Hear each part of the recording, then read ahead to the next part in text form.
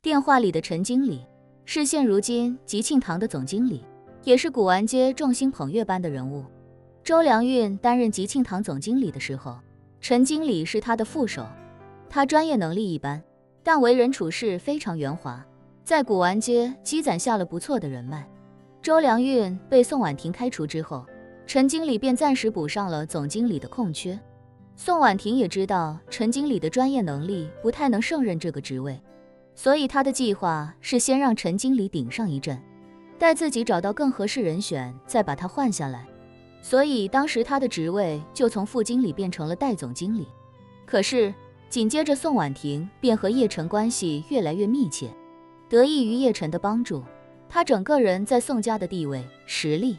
也都如火箭一般不断上升。吉庆堂的业务他也就越来越顾不上了。现在宋婉婷已经成了整个宋家的家主，1000亿人民币家族的掌舵者，吉庆堂这种边角料一般的小业务自然也就更无足轻重，所以也就没在吉庆堂的身上多投精力。主家不怎么管这块业务，陈经理慢慢也就摘掉了代总经理的帽子，成了真正的总经理。在金陵古玩行业，吉庆堂是当之无愧的大哥大，陈经理又是这里的话事人，所以整个古玩街没人不给他几分面子。此时的陈经理对打电话的这位已经有些记不得了，于是便直接开口道：“你有什么事就直接说吧。”摊主赶紧殷勤地说道：“陈经理，您还记得周经理吧？就是您当副经理的时候，吉庆堂当时的周经理。”陈经理下意识地问道：“你说周良运？”摊主不假思索地说道：“对，是周良运。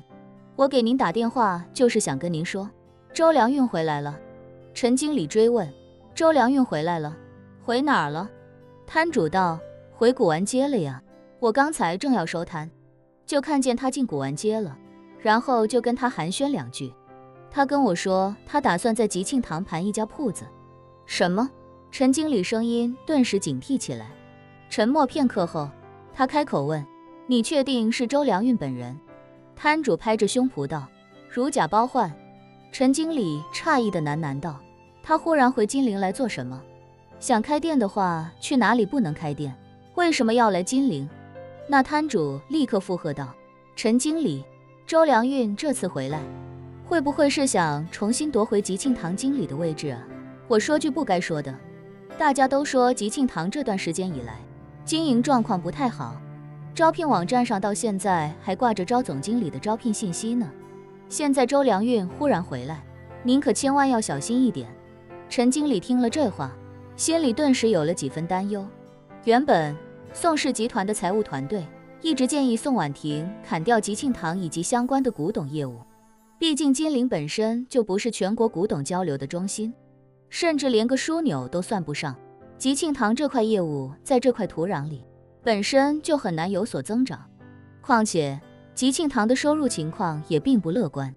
陈经理接手之后，吉庆堂的业务虽然也不算少，但由于整个管理团队的经验缺失，这段时间以来，吉庆堂基本上就是在保本线上挣扎。在宋氏集团的财务部门看来，留着吉庆堂这条业务线，非但没有什么盈利的空间，反而很可能在不久的将来开始进入亏损状态。现在停止这个业务，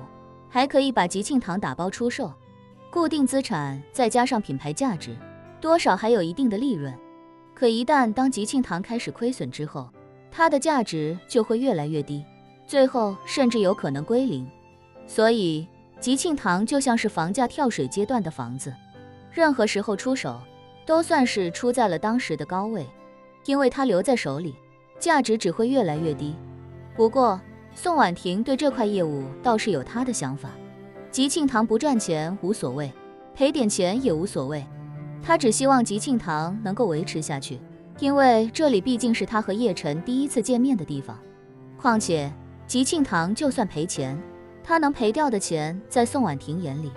还不如九牛一毛，留着吉庆堂根本花费不了多少成本。陈经理接手前几个月的业绩不理想，他心里还格外忐忑，生怕宋婉婷把自己拿掉。不过时间久了，他就发现好像宋婉婷并不在乎吉庆堂的业绩，虽然利润越来越低，但这里的一切都还是照旧，没有任何人前来问责或者干涉自己。后来，陈经理悟出一个道理，宋婉婷好像并不在乎吉庆堂是赚是赔，她可能只是单纯的想把吉庆堂的招牌留着，不赚钱无所谓，赔点钱也无所谓。陈经理并不知道，宋婉婷留着吉庆堂是因为对叶晨的感情，他只是片面的以为宋婉婷当初就是从吉庆堂开始发迹的，可能把这里当做了自己的福地也说不定。做生意，尤其是做大生意的人，都有些迷信和玄学，他们往往都对自己的发迹之地颇有感情。认定了这一点的陈经理，在吉庆堂便开始高枕无忧起来。虽说吉庆堂的业务越来越差，但他的日子过得格外潇洒。在吉庆堂，他就是一个天高皇帝远的贫困县知府，虽说油水不算大，但胜在自主权极大，日子过得相当舒坦。现在忽然听说周良运回来，顿时让他心里产生了强烈的危机意识。陈经理在周良运手底下干过一段时间，他知道周良运这个人在古董领域是很有造诣的，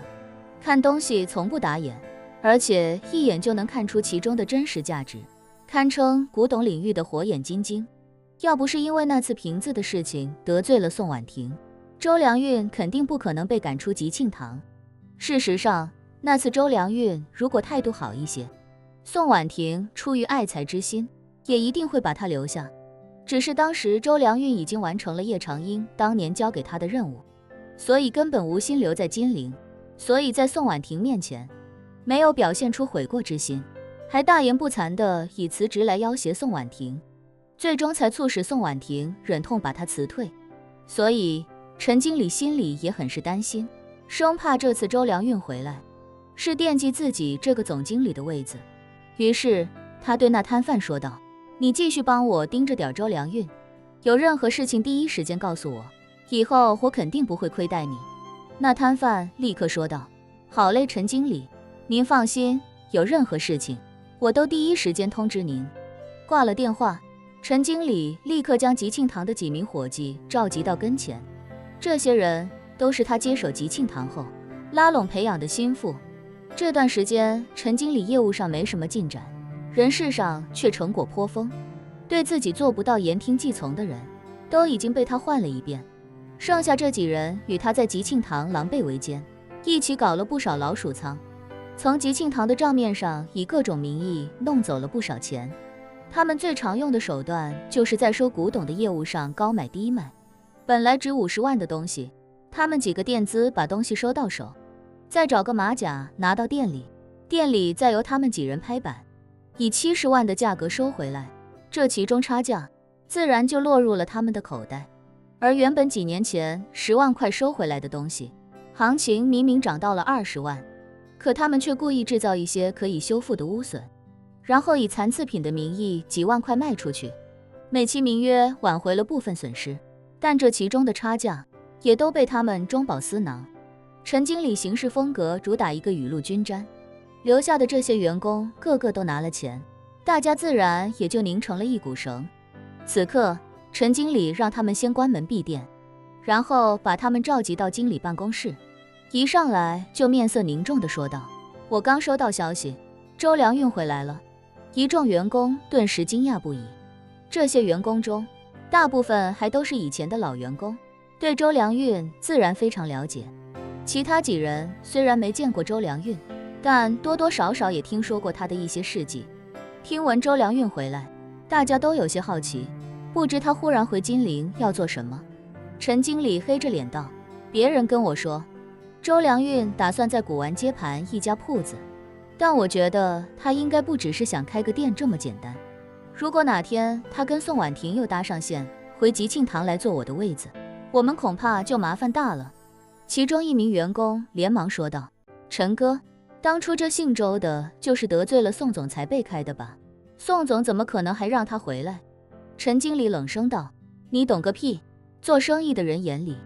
只有永恒的利益，没有永远的敌人。周良运这人有点手腕，他在这工作的时间虽然不长，但给店里收了不少好东西，后面陆陆续续出手，利润至少也有几千万。但是今年到现在为止，咱们账面的利润只有不到10万块钱，几乎就是卡着成本的头皮了。宋婉婷虽然不来找我们麻烦，